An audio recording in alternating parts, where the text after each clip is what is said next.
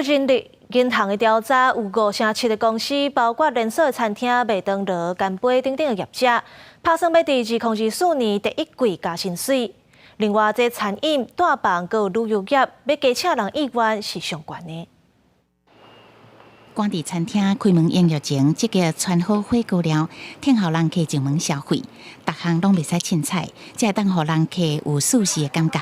为着留辛苦佮欠工的餐饮人才，连锁火锅业者已经为元旦开始替正职的员工加薪水。我们的内外场的服务人员薪资从37500元起。跟去年相较，调整幅度大概是5到8个百分比。那区主管呢，薪资则是上看65000元。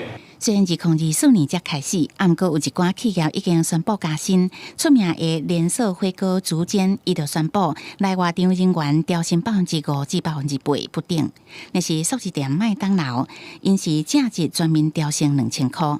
干杯集团是锁定基层正职的社员，也要调升10%的薪水。我们预计征才的部分话会达到550人。那我们的强调重点是无经验，起薪可以达到4万元以上的一个基本的一个薪资。除了替正职员工加薪，餐饮业嘛积极向找头路的人入手。根据人力银行调查，今年有5%的企业伫第一季有加薪的计划。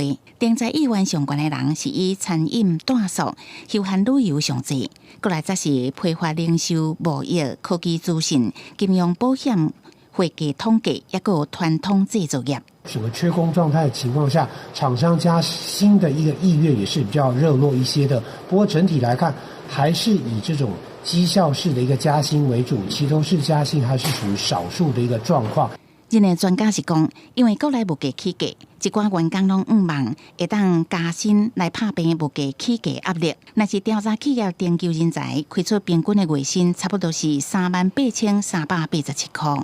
记者综合报道。